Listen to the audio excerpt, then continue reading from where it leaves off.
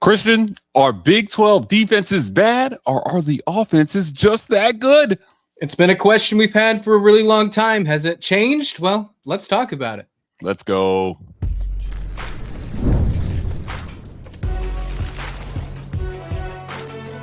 You are Locked On College Crossover, part of the Locked On Podcast Network. Your team every day. Welcome on in to Locked On College Crossover. I'm your host, Mike G. I'm here with your other co-show host, Christian Rao.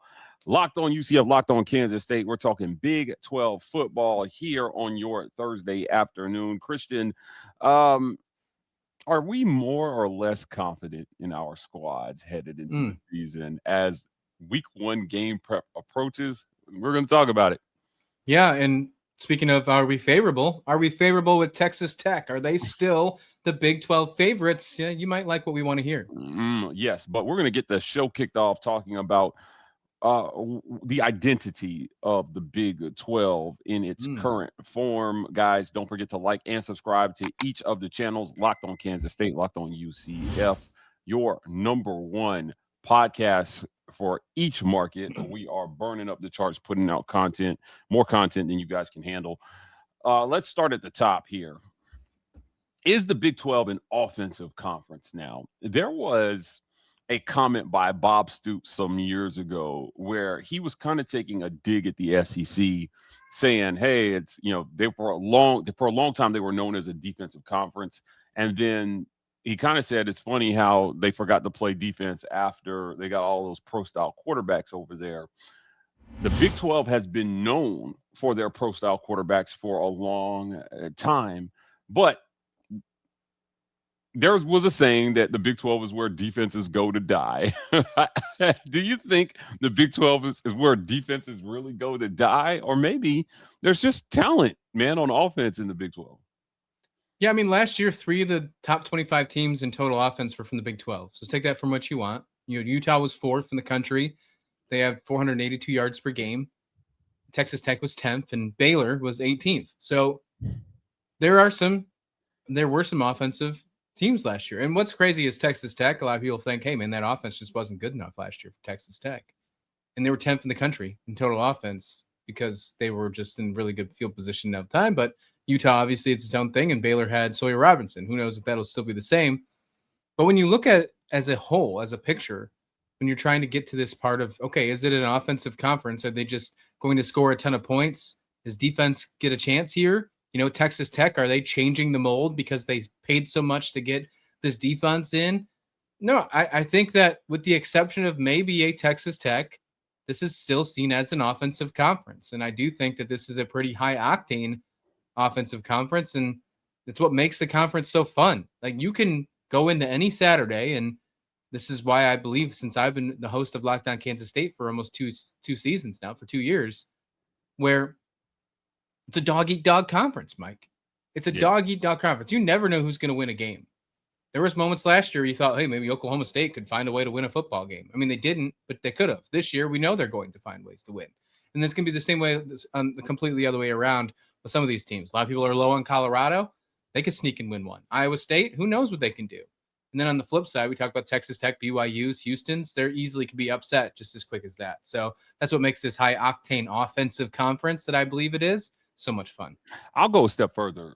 When the defending national champs needed a quarterback, they went to the Big 12 to pluck Josh Hoover, a career 10,000-yard passer, right? When the nation's leading TCU was 27th, by the way. So they're just outside in total offense. Well, when the nation's leading passer in yards and Drew Mestemaker had to pick a school, he went to the Big 12. When Alonzo Barnett got his promotion up to the Power Fours after leading JMU to the college football playoff, he went to the Big 12. I mean, I believe the trope about good quarterback play. This could be a really dynamic year for quarterbacks. And I didn't even mention Bear Bachmeier, Noah Fafita, Devin Dampier. Woo! We got heat at quarterback in the Big 12 this year. So I'm buying the Big 12 as an offensive conference all around. But it's not just there.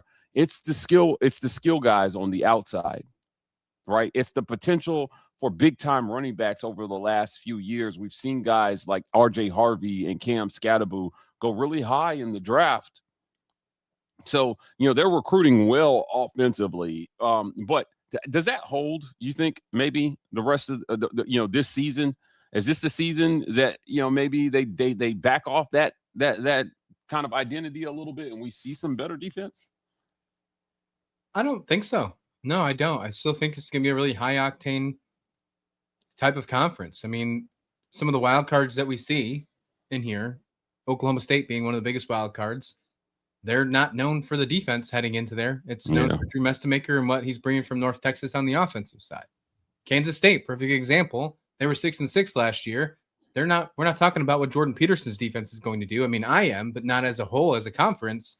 We're talking about what Avery Johnson can do with his weapons.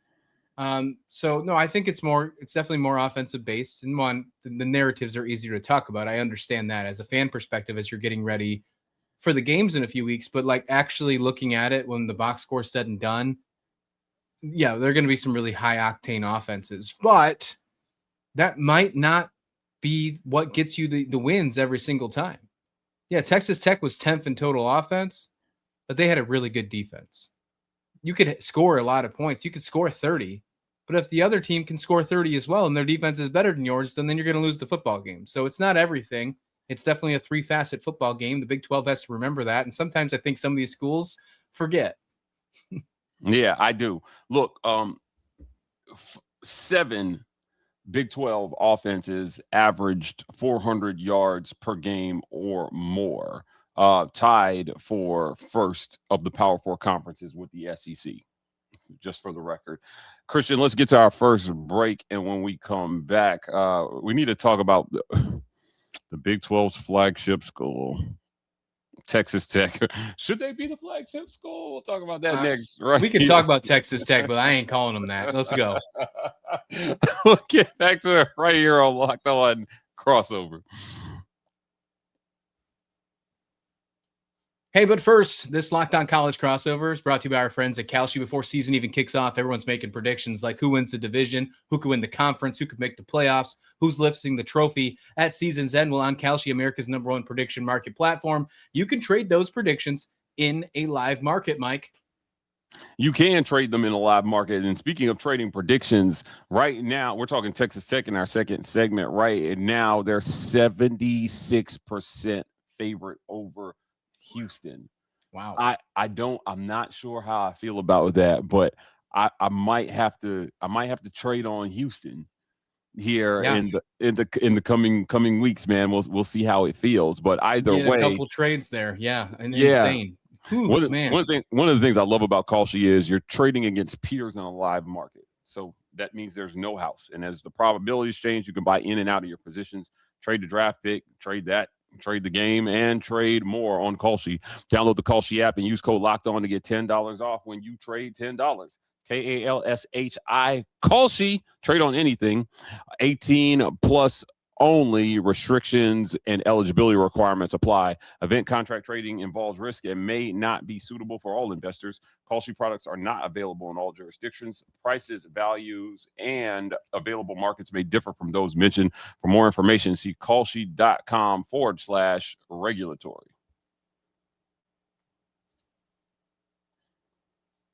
All right, welcome back to the show. Let's ask the question. Is Texas Tech, should they still be the front runner? Obviously, a lot of things happened this offseason. The Brendan Sorsby deal.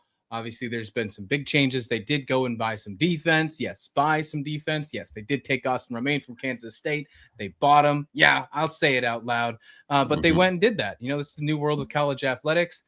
But when you're looking at this, you're trying to figure out where everybody is going to land. We're obviously in the prediction market of the season. We're definitely right in that era, a couple days before the season starts. And I want to know, do you think Texas Tech is still a favorite? I'll tell you what, though, as much as I want to say I like Kansas State, as much as I like UCF, I lean towards BYU being my favorite in the Big 12 this year, Mike. I have long said that I think BYU is my favorite. obviously the gap closed. We talked about this before the whole Brendan Sorsby debacle. Texas Tech was minus 115. As a matter of fact, they were the only team in the Big 12 with minus odds to win the conference, according to our friends at FanDuel. And then they moved to the plus category.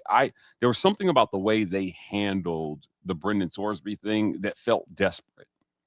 And that desperation backs me off of them as the conference favorite. Now, I think that college football, Christian, has become a quarterback's game. If you don't have your dude at quarterback, it is really, really difficult to win. And what I mean by that is when you don't have a good trigger man, that playbook shrinks. The things that you can run, the concepts that you can run, they all shrink. And Texas Tech, they were betting a lot on Brendan Sorsby to come in and be that guy that could kind of hit the ground running. Before UCF and Cincinnati played last year, all I heard was, how are you guys going to stop Brendan Sorsby? Well, newsflash, they stopped him. Now, they lost that game 20-11, but that was kind of the story of UCF season, right? You scoring 3 touchdowns and conference play somehow was just an insurmountable task for them. Hopefully that's solved this year. But, I don't know, man. I think that Texas A&M showed us a few years ago when they fired Jimbo Fisher that you can't simply just buy your way to a good roster year in and year out. You still need development and you still need good talent evaluation. So it's not just about buying every 5-star player that will consider you.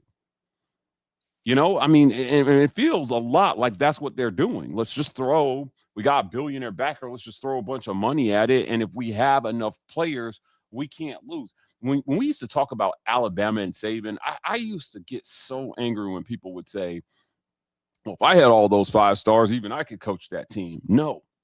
Or you could do what Jimbo Fisher did with his 1,000,000 5 stars and get fired. What they thought was they were calling it the best recruiting class in the history of college football. I remember. Yeah. So, and they kind of said the same thing with Texas Tech last year with what they did, obviously saying it's the best portal class. Things like that with the way they bought it. So, no, you're right. You're 100% right. So, when you look at what this is for Texas Tech, I just think this is a big prove-it year for them. They embarrassed us as a conference. Oh, that's for sure. In the college football playoff last year. There's no way around it. This conference is struggling to get our runner-up into this version of the college football playoff. The respect isn't there. So when the team that wins it goes, they can't do what they did, man. We're fighting for respect here. And Texas Tech, it was their job to carry the flag for the Big 12 last year, and they dropped the ball. Yeah, best case scenario is for them to be good and BYU to be good because they don't play each other in the regular season. They don't have that opportunity where they have to play twice, right? Yep. Where that thing goes into play again. Because if they only play once, the loser probably still makes it in. Twice is what made it seem like a big deal, at least to the committee's eyes. But when I look at this schedule, and it might be just because we're putting this narrative on right now of like, is Texas Tech not as good? But like, honestly, I'm trying to like think of it as, I'm trying to really be, legit here, trying to be authentic. There's a couple games on this schedule when I look at Texas Tech, and I'm not completely sold on the offense. I'm not completely sold on what they have at Will Hammond. I'm not. And we don't know what his availability is going to be at the beginning of the season. Like, we just don't know. But they go to Corvallis week 2. And Oregon State was a bad team last year. They're rebuilding. Yeah. But you're going to Corvallis. That could be an easy game where you just take care of business, win by 50, or it gets tough in the fourth quarter. Like Houston and Oregon State had a really close game last year when Oregon State was really bad in Corvallis. So something to keep in mind in there. But then you look at some of these other games they play, and I want to call these teams wild cards, but not wild cards in the way I think they win to go to Arlington, but chaos wild cards. Okay. In the Big 12. Arizona State. Okay. I don't believe too much in them, but I believe in Kenny Dillingham. Okay. And if you play Arizona State in the middle of the season, you never know what could happen there. West Virginia, we'll see what Rich Rod can do. A lot of people are high on West Virginia this year. I'm not as high, as high as most are, but some people think they can maybe shock the world at the end of the season. At Oklahoma State, we all know people are really high on Eric Morris. And then TCU with Sonny Dykes. Those are games to me that are chaos wild cards. These are games that TCU could be 5-6 entering the final game of the season. Sonny Dykes needs a bowl game to save his coaching career, and they sneak away with one of those field goals he does running on the field like he did in his national championship run. Like that's like the chaos wild card Big 12 stuff that I can see happening to Texas Tech this year. I know that's just weird theatrical thoughts, but when I'm looking at the schedule, that's what popped up in my head right now. Yeah, I agree. I think they got lucky to dodge BYU on this year's schedule. Oh, sure. They're at Baylor, at Oklahoma State, at Cincinnati, and at Colorado, as well as at Oregon State. Oregon State kind of being their, like, I guess, non-conference. That game is just way more interesting to me than I think many are giving it credit for. That's all I want to say. Yeah, I mean, look, they landed a CBS slot at 7:30 for that game. So that game is slamp right there in prime time, I think, on CBS. So, look, man, Texas Tech, I don't know if they're the team I want carrying the flag for the Big 12, especially after what they did in the playoffs last year. I think they have something to prove this year. They are clearly the front runners, Christian. They're clearly the front runners, but sitting on that perch year in and year out hits differently. There's something about carrying that pressure year in and year out that not every team is built for. If we're talking embarrassment, I feel like out of all the teams inside the conference, and again, I'd love it to see UCF and Kansas State make the playoffs. There's no doubt in my mind that would be awesome. But out of all the teams that have the best shot, and we both think BYU is the strong favorite, after being the team that was snubbed the last 2 seasons, I don't feel like they're going to waste their shot. Like I just don't feel like they're going to blow their opportunity if they get one. And I think that if they get a chance to make to the college football playoffs, they're not losing 23-0. Like it's just not happening. Yeah, I agree. Great conversation, man. Let's get to our last break. And when we come back, are we more or less confident in our squads as we approach week 1 game prep? It's the Knights. It's the Wildcats. Man, I don't want to give it away, but we'll talk about that next right here on Locked On Crossover.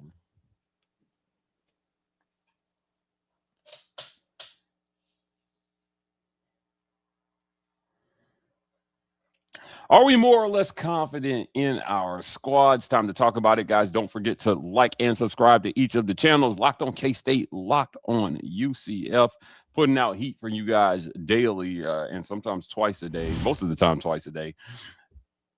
How do you feel? How do you feel about Kansas State as we approach week 1 game prep? I know this is the time of year where you don't have to buy my hope. You don't have to buy my enthusiasm and my excitement. Christian, I am all in before any game is played. UCF gets their season kicked off versus Bethune-Cookman. The game, our friends on Call Sheet have a 41.5 point spread on that game. So my hope is high. And we heard from Scott Frost a lot, during this fall camp. But where are you at, man? I know Avery Johnson returns as quarterback. Colin Klein takes over at head coach. What's your feeling about the Wildcats and where they're positioned? Last year, Mike, I was on cloud 9 entering the season. I thought we were on a roller coaster of momentum and we were just going uphill and it just wasn't going to stop for Chris Klieman. I really did. And I thought we were starting to get this a little bit with Colin Klein. And I like what I'm seeing from Avery Johnson. I like the fact I brought you up when we talked last time about the potential X factor in Brandon White. That's all Colin Klein can stop talking about now. So we were a little early on that. We called that one out real well on Lockdown Kansas State. Yep. Just like you did over with a player on Lockdown UCF. Go figure that we know ball. Anyways, but I'm twisted. I'm absolutely twisted. I think that I'm not as high on Kansas State as I should be or I want to be. They're starting to get some rumblings and reports that there are a lot more injuries, possibly serious injuries to the offensive line. And nothing's been confirmed yet, so I haven't made a report yet. But it sounds like it could be a big deal. And if that is a big deal, then I'm very nervous because it does. I think I really like Avery Johnson, what he can do. I like the weapons that are surrounding him, but none of that matters if they can't block for him. So that's why I'm a little low right now. Let's just say that our friends at FanDuel, the win-loss total might be shifting in a different direction. Yeah, I was going to say 8.5 right now. Yeah. Is the over under. I'm taking the under right now. Let that just tell you what I think. Wow. Okay. All right. Well, I'll tell you, at 5.5 for UCF, I'm taking the over, baby. Give me 6 wins all day, every day, but give me more than that. The more we talk about it, the more I believe Alonzo Barnett is the most underrated quarterback in college football right now. Ooh, good take. They are just not talking about him enough, about a guy who carried his team to the college football playoff from JMU. And then when he got his moment, he performed versus Oregon. He didn't have enough dogs around him for them to win it all. And he had a wide receiver core that dropped 20 balls last year. He's not going to have that this year. As a matter of fact, Pro Football Focus says newcomer Josh Derry is the #1 returning returning college football Big 12 receiver in the conference, the highest graded. He's going to be playing with more talent than he's ever played with around him. And Tyron Horns, the dynamic freshman, I think he gets a lot of time versus Bethune-Cookman, and after that, it's going to be very hard to keep him off the field. Duke Watson at running back. Alonza is a dynamic ball carrier, but he's not going to have to do it on his own. Duke got, plagued with injury, and he's going to return. He averaged 9.8 yards per carry his freshman year at Louisville 2 years ago, and then got hurt, and so took 2025 off. UCF went and snatched him up because they saw his enormous potential and where he was headed. He's healthy. I think this is the healthiest UCF has been headed into a season in a really, really long time with no significant injuries that we've heard of. We talked about to Scott Frost about it this week at the press conferences, and he said, look, man, we're in a great position health-wise. Guys just got healthy. They feel like they managed it well. And when you're flying under the radar, sometimes that's where you want to be. Let everybody else wear the target until you have to pick it up. And right now, UCF doesn't have to pick up the target. So in year 2, just fly under the radar, man. They play TCU is their Big 12 opener, but you're gonna have your chance in October when BYU comes to the bounce house. You want to announce yourself to college football, beat the Cougars in your house. There you go.